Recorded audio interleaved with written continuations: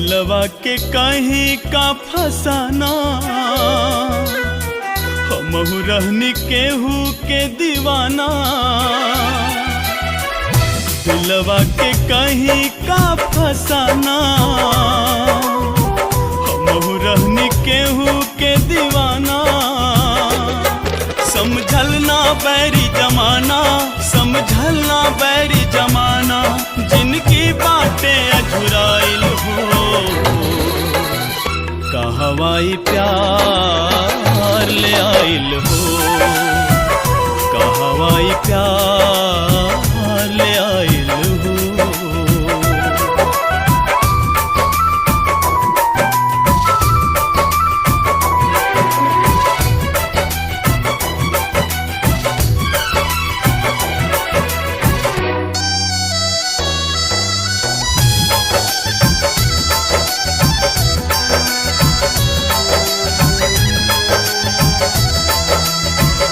बेदर्द जहां में अकेला छोड़ी, यार के हम जाइब कैसे।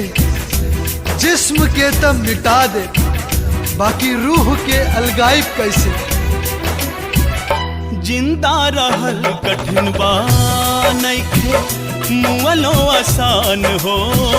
छटपट करे जान हो, जान हो, छटपट करे जान हो।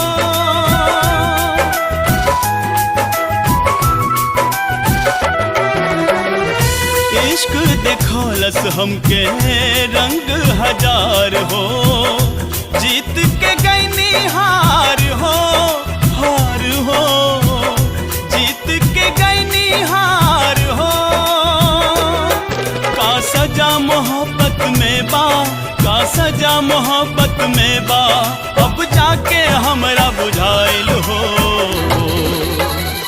कहवाई प्यार ले आइल हो, कहवाई प्यार ले आइल हो।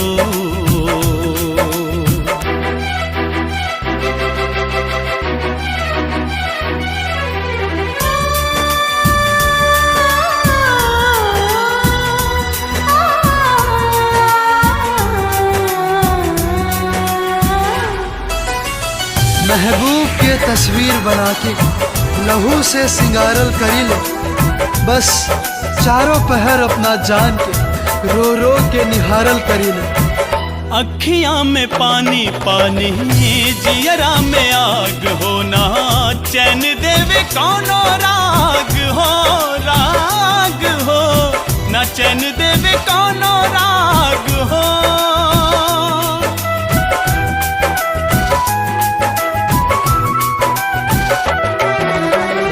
माहुरों से माहुर लागे यार के जुदाई हो। मिलन घड़ी कब आई हो, आई हो, मिलन घड़ी कब आई हो।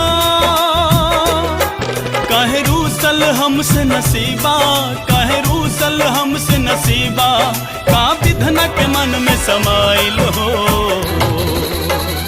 कहवाई प्यार ले आइल हो, कहवाई प्यार ले आइल हो।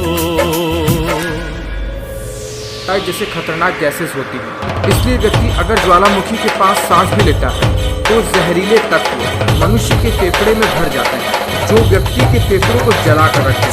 क्योंकि ये गैसेस बहुत ज्यादा गर्म भी होती हैं और व्यक्ति ज्वालामुखी अब न सहाला दिल भर के इंतजार हो।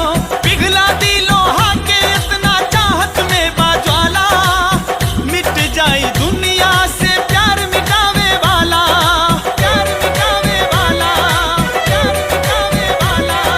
घेर ले बाटे करिया बदरिया, चारों ओर अनहार बा। मुश्किल भइल अब चांद के दीदार बा। ऐसन जाल बिछोले बाटे मोहब्बत के दुश्मन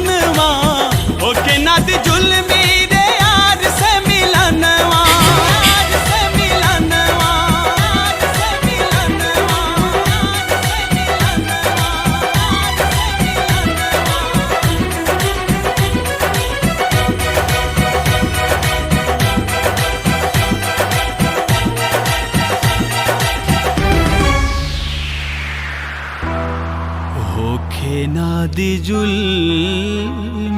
रे यार से मिलन